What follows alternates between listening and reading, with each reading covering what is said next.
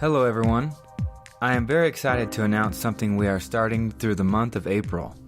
On our homepage of the website, themoreyouKnow.com, you'll see a banner at the top that says Monthly Nonprofit Event. We want to keep this podcast ad-free, but we also want to support our community. So, we have selected an organization called Free Our Girls, based in Greeley. They help women and girls safely get out of sex trafficking, spread awareness about human trafficking happening right here in our NoCo area, and lend support to girls trying to exit their horrendous situations. Half of any money given by you, the listeners, from now to the end of April, will go to Free Our Girls. We're having their executive director on the show soon, and she doesn't know we're raising money for them, so let's give her a good surprise. That's themoreyouKnow.com/support, or find our homepage and click on the monthly nonprofit event. It's listeners like you that make this project a reality for all of us. Thank you.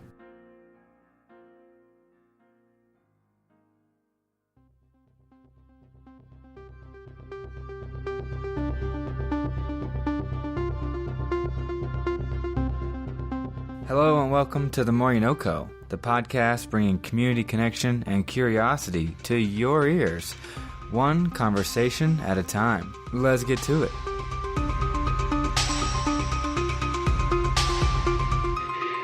I am your host, Ivan Wayne.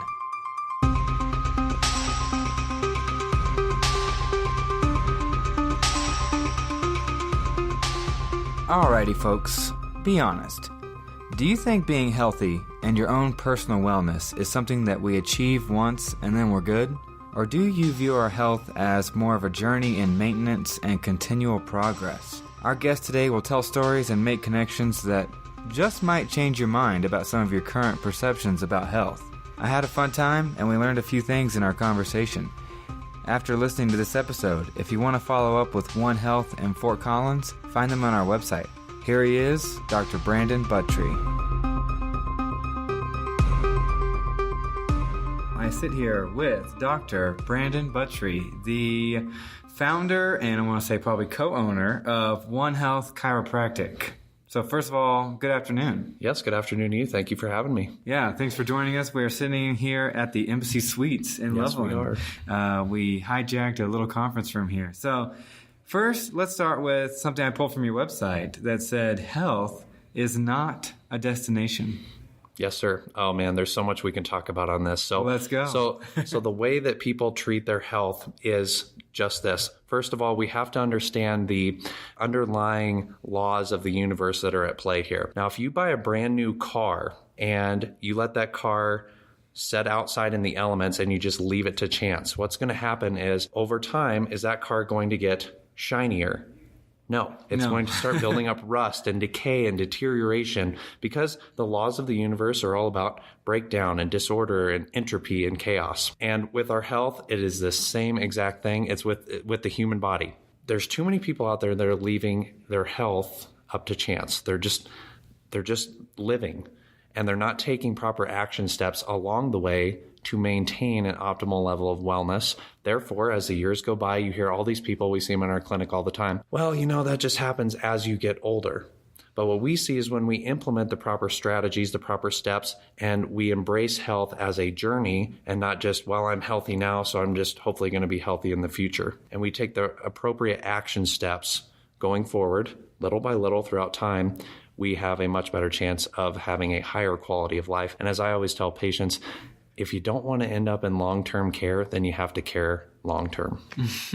So people, maybe speaking on their behalf, I feel like some people feel like the chiropractor is only a person that you go to when you get injured, and you would strongly disagree with that. Absolutely. So I liken it very much so to like a food processor. When you get a brand new food processor, you know that this thing can maybe mix certain ingredients together, and that's all you know. And so you're mixing up vegetables together and you're doing these mixes, but as you start to look, if you look at the instruction manual, you'll start to notice that this thing can julienne vegetables. It can be a blender. It can be used with bread dough. It can be used with soups. And you discover all these other functionalities that this machine has. And chiropractic's no different. We have the 1% of people that are going to utilize chiropractic for neck pain, back pain, and headaches. Or maybe they were in a car crash or had some other sort of injury. And of course, this is what chiropractic's known for. And whose fault is that ultimately? It is the chiropractor's fault. And I'm here to change that, as are many new graduates, hopefully, that are going to join me in this conquest going along. Because if we really think about it, everybody brushes their teeth every single night, whether they hurt or not. Why would that be? Well, they want to maintain their smile. They hope they stay in their mouth and stay in good shape. But the spine's not visible, and we can't see our spine. We can see our teeth in the mirror every day, but people will neglect the spine. And just because of gravity crushing us every day, the bends, the twists, the turns, and the posture that we see in people today because of technology and all the other injuries, sports, and everything else that people have had going on throughout their lives, these things build up in the spine slowly and then can wreak havoc later on. Taking action later on, once we're already in catastrophe, it's many times either too late or we have to do so much more work than if we would have just started early, just like brushing your teeth. So I'll tell people, imagine right now, however old you are, 32, 47, 80, imagine if you've never brushed your teeth. What is your smile going to look like? And they go, oh, it's going to look terrible. Dentists love this one because they totally get it. And I'll say, well, we've been using our spine throughout our entire life. It's no wonder the majority of people we take x-rays on, even teenagers now, we're starting to see wear and tear and decay in and around the bones and nerve structures in their spine. So yes, I think chiropractic is more of a lifestyle, part of that journey with your health, versus we don't want to treat chiropractic like an aspirin. So I have pain, we're just going to go get cracked or popped or whatever and then be good. It takes some time to get into those messes and it takes some time to get out. And then hopefully seeing that we take the right steps to get an optimal level of health, those people will realize what really got me here. Oh, it was doing this. And they want to maintain that going forward. And why is it, do you think, it's so hard for us to adjust this mindset? And for many of us, we view maybe the spine, but also just general health and taking care of ourselves. Why do we view this in a reactive nature instead of, like brushing our teeth or keeping... Well, with the overall health picture, it's very interesting because I'll run across a lot of patients, especially men, for whatever reason, that will take better care of their truck than they will their own body. Mm-hmm. And why is that? Everyone wants to know. It's because you got your body for free. There was no investment made. Maybe your parents made an investment, but there was no investment made for you. You got this thing for free, and therefore we feel like we don't have an obligation per se to maintain this thing in top shape, where you go invest $60,000 in a brand new Chevy Silverado. I promise you're going to maintain this thing going forward as best you can. Or if someone gets a brand new $5,000 top of the line computer or something of this sort, they got the virus protection on that thing. They got the protection plan. They're running scans on this thing and they're keeping everything updated, just like they would with a brand new phone. But people forget about their body because you're giving your body for free. Not having that investment, it seems like it lowers the amount of due diligence and responsibility that people will look at when it comes to maintaining that thing in good shape. And it's truly the only vehicle you have to take you throughout life. So I'm trying to get people to see it's so important to invest in yourself. Yeah, and so is chiropractic more than just spine? I am admitting some ignorance here that I'm not really sure what it is a person would get checked up on or get help with in a chiropractic office. So yes, the chiropractic philosophy, if you will, is to find and locate something called a subluxation. All that means is there's a misalignment of two bones that is irritating and causing interference to the nervous system. Now, anyone out there that's studied anatomy, studied physiology, you go to that chapter on the nervous system and it will say in black and white letters, the nerve system is the governing master controlling system of the body. It directs and coordinates all other actions of all other tissues, glands, muscles, organs. Every cell in your body is being controlled by this system. Well, what about the hormones? The hormones come from glands which receive an input from the nerves. And so there's this synergistic effect, but the brain is the first organ to form in a developing baby, then spinal cord, then nerve. Then all these tissues grow off of those structures and they don't disconnect once you're born. And so the chiropractor's job is to find, namely in the spine, because 99% of the time, the interferences on the nervous system are going to happen at the level of the spine. That's why chiropractors go to the spine first, check that spine for any misalignments, any restrictions, any stiffness, because as the science shows, once we have a misaligned vertebra, however little, even millimeters, and changes in the posture, it will start to affect the nerve system. So they're starting to call the spine, this is very interesting, they're starting to call the spine a neurospinal organ, meaning your brain runs your body, but your body fuels your brain. You're starting to lose mobility in the spine. You can automatically equate that with loss of function in the brain, which you're studying psychology. So in your realm, you see these behavioral disorders off the charts with kids, and it's escalating as we go along. We're starting to see a lot of kids coming in. Mothers have read some article on chiropractic with helping brain function and focus and concentration for someone with ADHD. In fact, a lot of the school systems in Wisconsin are starting to implement chiropractic into the schools, and they're actually doing case studies where they're tracking these kids' test scores and seeing them improve dramatically as we're starting to get the spine and the hips and everything more mobile because of how much that stimulates the brain and cognition and ability to focus and concentrate. And that's just one of many, many different things that chiropractic can influence. It's interesting because we want people to understand that we don't treat conditions. This is a common thing we'll hear from people is chiropractors think they can treat everything. They think they can cure cancer.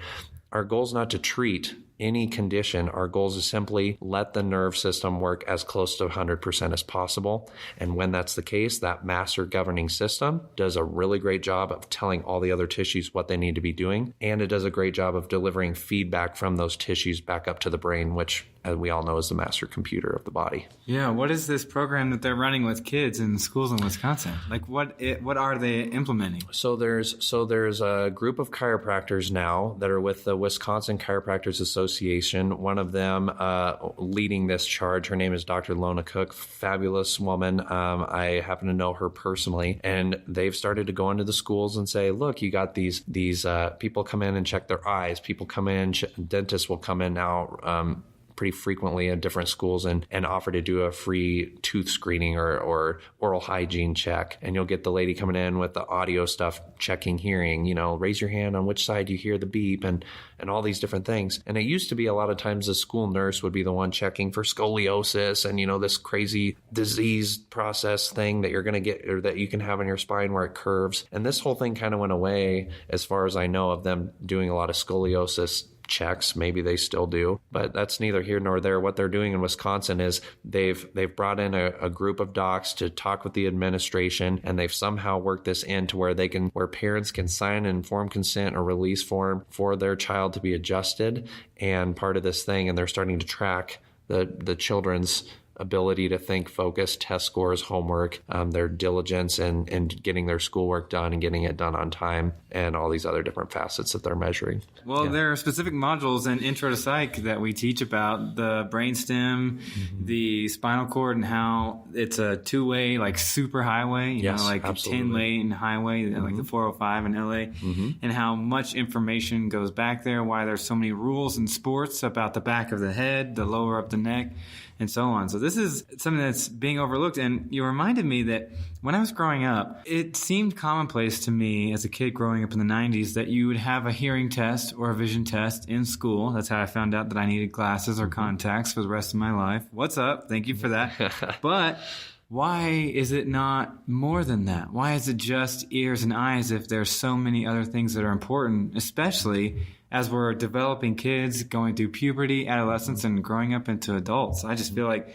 there should be more of these types of proactive measures in schools. And obviously, I don't know how to implement these, but just the awareness, I think, is step one. Yep, absolutely. And as a matter of fact, within the next couple of weeks, we're looking at getting into 2 or 3 different schools around the area, starting with most likely High Plains in Loveland. And we're going to get in and we're just going to start talking in some of the classes about some of this stuff and just get the conversation going about the spine and the nervous system. And a lot of these children are studying the anatomy on this. So it kind of fits perfectly into their lesson plan, and the teachers are glad to have us in, kind of teach on what we do and provide a little bit more depth that the kids find interesting. And we'll sometimes bring in and show, or bring x-rays in, show cool x-rays of different situations, and they love looking at that. Whoa. Yeah, absolutely. They love, stuff with metal in the person's body, different surgeries, different crazy things you'll probably never see that we have seen, or different things that we've caught. Like someone comes in and we're going to take an x-ray of their low back, and we find cancer in like an arm bone or something crazy. I mean, you wouldn't believe, as you were saying to me before this, there's some really cool people that have been on this podcast, and that's a great reason to listen to this podcast regularly. You wouldn't believe the kind of stuff that we see come in and see on x-ray. It's unbelievable, some of the stuff that people have been through, or some of the stuff we find hiding in there that people don't know about. Lung cancer, cancer in an arm bone, cancer in a shoulder area, cancer in a vertebra. And these people are coming in just because their back's a little sore. But back to the schools, we were checking ears and eyes and all these different things. And the spine, as I'm sure a lot of other areas for these kids, but the spine is getting overlooked. Many times I want to believe that people will look at an adult that gets worked on by a chiropractor and think, man, are these people just kids? Like, how is that possible? It's all relative to the size and shape and tolerance level of the patient. And so if we have an 8-month-old, which we have a lot of, because being delivered into the world is not always puppy dogs and rainbows. And Dr. Jess, my wife, will treat and work on a lot of these real young newborns, and it's just gentle pressures on the spine. It's not like how you would see an adult get worked on. And so I don't know if that's one of the barriers to this kind of system being implemented, but it's so important that these kids get checked to make sure their spine's not developing abnormally. You also have a blog on your website, and I was looking through the topics, kind of skimming, and one of them caught my eye, and that was this idea that we should be grateful for pain. Mm-hmm. Now, I feel like a lot of people, this may be counterintuitive too, because pain is portrayed as something to avoid. It's completely negative, but I feel like you have a different take on this. Absolutely. So there's a book I would refer everyone to read. It's called The Gift of Pain, somewhere between 300-400 page read, but a great read. And it's basically an in-depth look into this gentleman who is a medical doctor, and he was doing these mission type things over in India,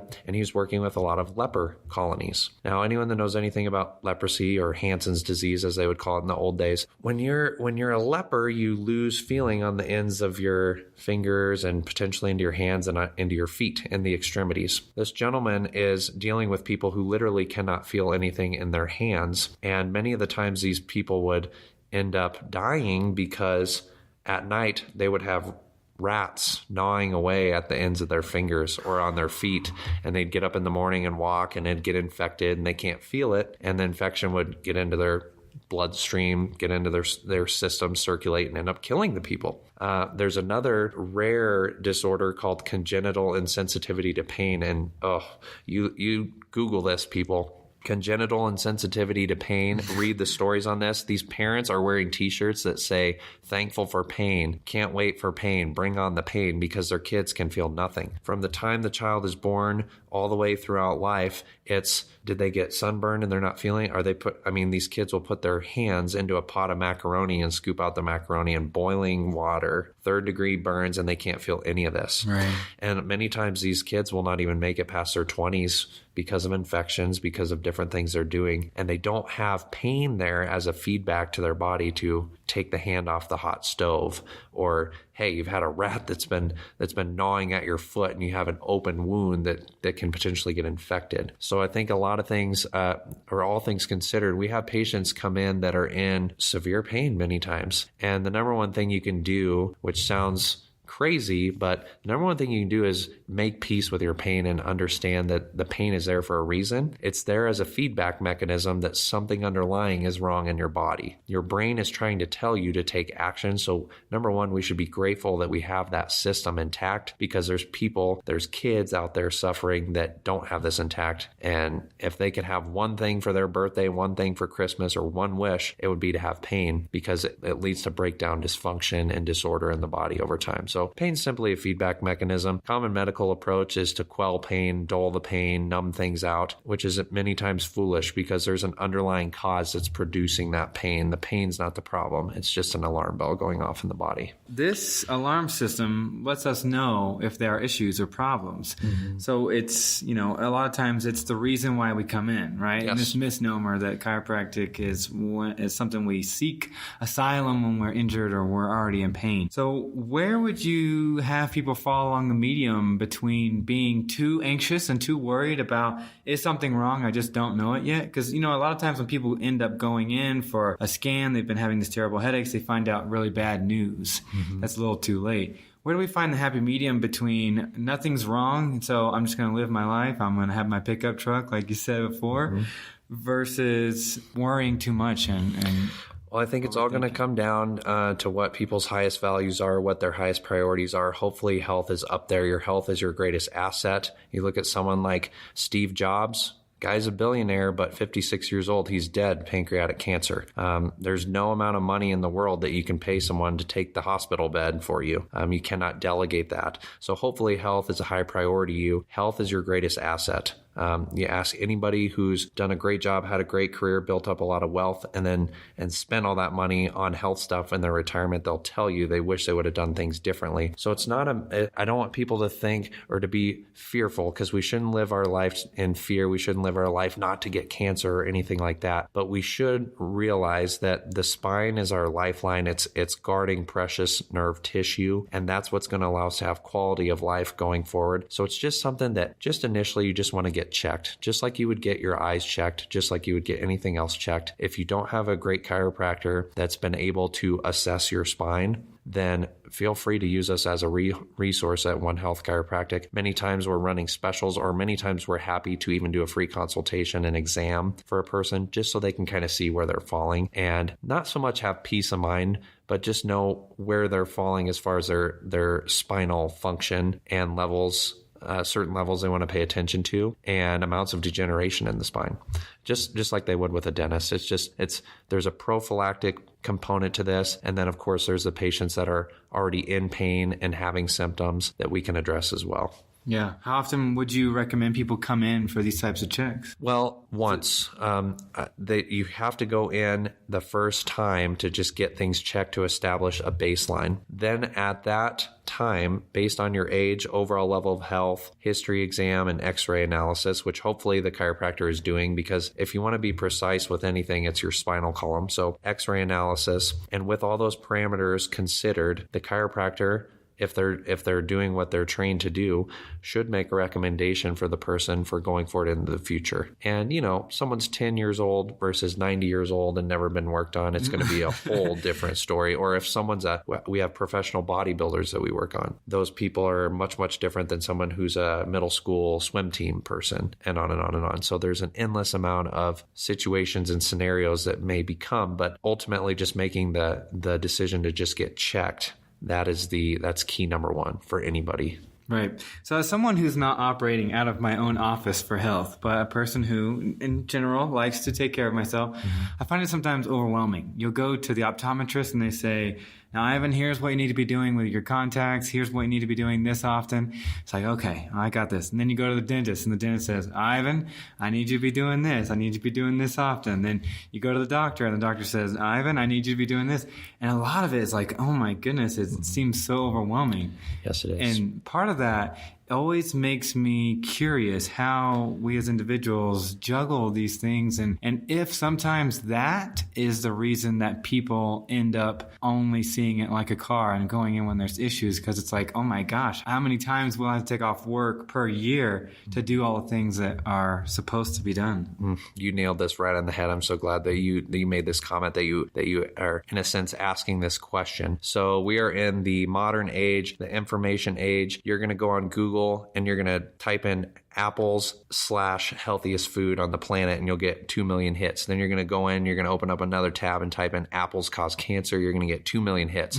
Then you're going to go to this doctor and he's going to tell you to do this, and take this. And this other person over here is going to tell you to start doing these exercises. And this other person here is going to say, we got to get these lenses and fix this and add this on. And it gets seriously overwhelming to where you're almost robbing Peter to pay Paul in a sense, because the more you learn too, like in my mind, I deal with this myself as a doctor and researcher. The more you know, it's like, well, I got to change this now. And you get to the point where you go, you know what? There's going to be, I'm not going to base my entire day around, I got to take this vitamin and then this, and then I got to make sure I do my meditation. If I don't do this, then I'm going to get heart disease and this and that. There's a point where you have to say enough is enough, and I'm going to live my life because trying to keep up with all that is causing more stress than staying with this regimen is doing good. So there's a fine balance that we have to get, and everyone has their own personal tolerance and ideal life and how far they want to take this stuff. But the one thing that chiropractic does that's different from all these other practitioners is they're telling you what to add in, add this, add that, put these on, take this, take that. Chiropractic is saying, we're going to take things out. We're not going to add things in. You have these areas of your spine that are restricted, that are limiting nerve flow. We need to get those out of there. We're not going to add anything to the body. We're simply just going to get it back to baseline, back to balance. And then we're going to let it do its thing. And of course, there's all these different articles we've written on, in the modern era, you need to be taking these 5 supplements. There's no way that a human being can possibly get enough of these 5 elements. And yes, it's important to take supplements. It's important to work out, but you can take it too far. You can take it to, I have patients coming in, they're like, well, I'm on 30 different vitamins. Like, I got to have this for this. I got to have this for this, this for this. Yeah, it's called multivitamin. Yes. Many times we can start to simplify because we want to make things simple and easy for people. That's why they love coming to our office, for example, is because they can get right in. They don't have to wait. It makes sense to them. It's hands-on, no pills, no needles, nothing that they're having to do or implement or add in the form of a pill or supplement. We're just simply returning their body to balance. And I think that literally physiologically helps them better deal with stress, but also it's not a huge thing they have to implement into their life. And one more card in the deck of like, well, now I gotta remember to do this every day. It's just stop in, let's check your spine regularly or adjust your spine regularly and just keep you balanced going forward. Yeah. But yes, you can get totally overwhelmed, especially with the internet, especially with all, like we were talking, all the different podcasts, all the YouTube videos, all the social media. We can get bogged down. And so it's who do you resonate with, and what in your mind do you resonate with content wise? And everybody hopefully knows the brain's controlling the body. And if you understand the chiropractic is about letting that system control the body as perfectly as possible, that's a great place to start for anybody health-wise. Right. And I'm not disagreeing with you. Yep. But I always think it's interesting, this mental chess I play with myself when I'm in this scenario, when I'm in the dentist's office or the optometrist's office and I'm walking out, it's like whatever they said, if that's 100% in my mind, I'm like adjusting it to what is doable. And I really appreciated that. Yep. You started off earlier by saying at least come in once. Once is better than nothing, right? Like seeing the dentist once is better than not going in at all. So appreciate that, because some people, if they heard like this constant regimen at first, that might just be like, well, I'm just going to skip this. But I think just something is better than nothing. Yep. Our main goal is to educate, adjust, and transform as many people as we can. And it starts with the educating, like what we're doing here. But then it starts with that one adjustment, laying your hands on a person, being authentic, and just meeting them where they're at. And then many times from there, people will start to ask questions. And then we can segue that into, is this a proper implement into your lifestyle that you can handle time-wise, finance-wise. And of course, we can give reasons, a million reasons why it's so important, as any practitioner should be able to do with their given art. But yes, it's getting there once and just seeing the process. And then from there, we let the person ultimately make their own decision, because it's their spine, their health, etc. Right. So we mentioned your blog earlier. You all also put out a pretty lofty video series,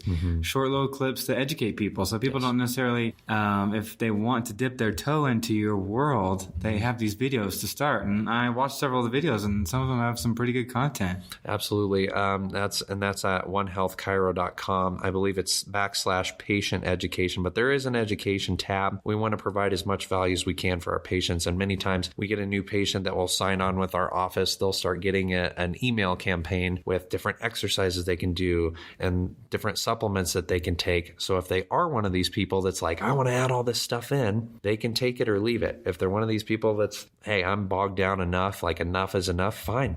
Delete the email. It's your body, it's your health, but we want to be there to provide the right and most current and most up-to-date information for these people. And the tab on the website, that educational stuff is a big part of it. Yeah. And right off the bat, you start with a metaphor about cars. Mm-hmm. And I saw a video where you drew the line between chiropractors and mechanics. Part of your blog was how dentist versus chiropractor, how they're similar but different. And so do a lot of these metaphors come up just by trying to explain things to patients or giving talks?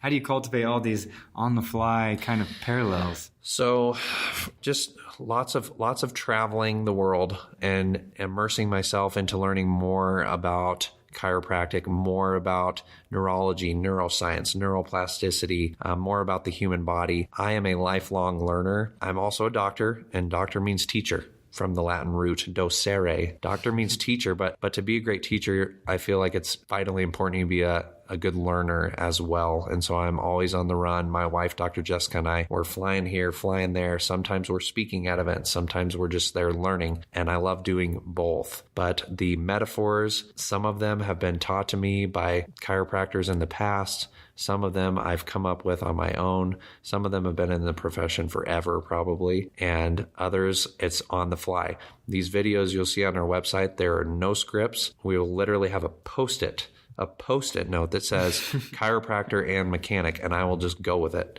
And that's it. Yeah, I enjoy metaphors. They connect learning in a way that's completely separate. I think it also enhances, the potential for creativity and new idea generation and problem solving because, a huge tenet of creativity is just making novel connections that weren't there before. Mm-hmm. Oh, maybe chiropractic practice is kind of like taking care of a car. And then it allows people to see this in a different way. I think it's the same reason we can read a textbook all day and we're like, oh, blah, blah, blah. Mm-hmm. But the first time you start reading a personal story about that content, you're reading every word, mm-hmm. you're hanging on every sentence, and you connect to that story. And that is what drives the point for us. Absolutely. And it's the best way to teach. You look at all these ancient philosophers. I study a bunch of philosophy stuff.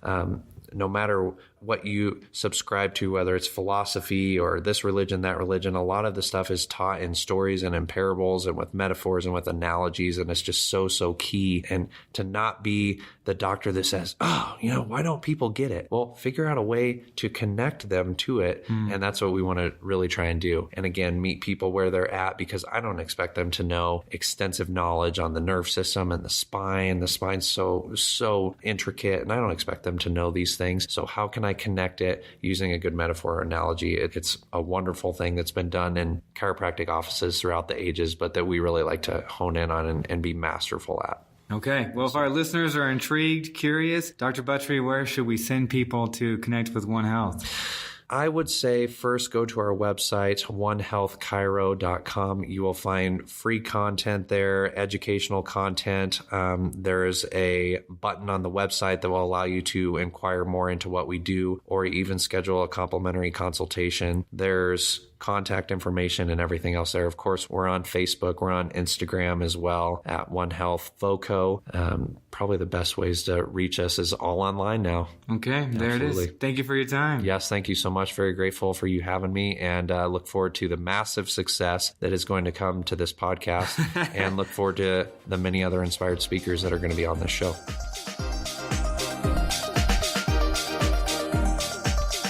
If you enjoy The More You Know Co., please check out our other episodes. We've had such a variety of interesting and awesome people, you never know what you're going to find. I've been in awe and wonder going on this journey around northern Colorado. Read the episode descriptions, take a shot, and discover our NoCo community. Trevor Fossey, always putting in the time to edit and mix these episodes. Thank you so much for your dedication and hard work. Russell Isaac Long, our guest on episode 67 of the show, makes all our music here at The More You Know Co. Thank you, good sir. We are on Facebook and Instagram if you're interested in staying connected with us, or just to see bonus visual content in addition to this very audio-driven podcast experience. We will be back soon with another conversation, exploring and connecting the people who make up Northern Colorado. Until next time, peace!